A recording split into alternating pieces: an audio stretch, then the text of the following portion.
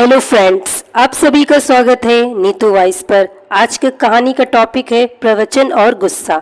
दोस्तों, काफी समय पहले की बात है। एक बार एक महात्मा गांव में प्रवचन दे रहे थे। अपने 3-4 शिष्यों के साथ में बैठे और धीरे धीरे उनके प्रवचन में कई शिष्य एकत्रित होने लगे।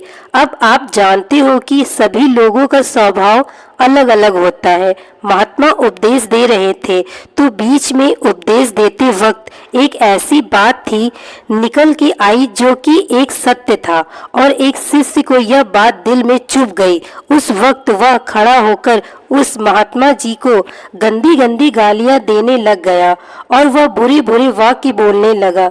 यह सुनकर बाकी के शिष्य काफी परेशान हुए और उन्होंने महात्मा जी से आज्ञा लेनी चाहिए कि आप बताइए कि इस मानव के इस दुर्व्यवहार से अगर आपको परेशानी हुई है तो हम इसको मजा चखाते हैं। लेकिन महात्मा ने कहा कि आपको कुछ करने की जरूरत नहीं है, जो होगा वह आप देख लेना। दोस्तों, हुआ ऐसा कुछ 2 से 3 घंटे बाद भी उस आदमी का गुस्सा चरम पर था, और जैसे ही वह घर पहुंचा उसके मन में उस वक्त यह ख्याल आ रहा था कि महात्मा जी अपने आप को समझते क्या है, वह इस तरीके से कैसे कह सकते हैं।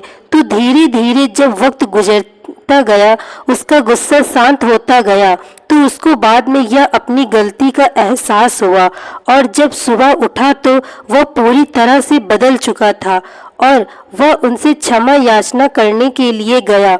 और जब वहां गया तो वहां महात्मा वहां नहीं थे, वो दूसरे गांव में चले गए, लेकिन संदेश अच्छा देकर गए। इस कहानी में हमें यह देखने को मिलता है कि अगर लोग आपसे कुछ कहते हैं और आप उनको रिप्लाई नहीं करते हैं तो इसका मतलब यह नहीं कि उनकी बात पर ध्यान नहीं दिया। आपके पास इतना फालतू समय नहीं कि आप लोगों के बारे में सोचे। वैसे तो इससे आपका ही नुकसान है। सामने वाला अगर आपको भला बुरा कह रहा है, उसको क्या नुकसान है। कोई चीज अगर आपको नहीं पसंद तो आप नहीं लेते। और उस वक्त महात्मा जी ने अपने बाकी के शिष्यों से यही कहा कि कोई आपको गाली निकाल ले तो उसका क्या है, इससे आप पर कोई फर्क नहीं पड़ता। अगर फर्क पड़ता है, इसका मतलब यह है कि सामने वाले ने जो आपसे इस तरीके का बर्ताव किया, इससे आप पर फर्क नहीं पड़ना चाहिए। दोस्तों, मैं आशा करती हूँ आपको यह कहानी पसंद आई होगी। कहानी पसंद आई हो तो चैनल को सब्सक्राइब अवश्य कीजिए। Thank you so much.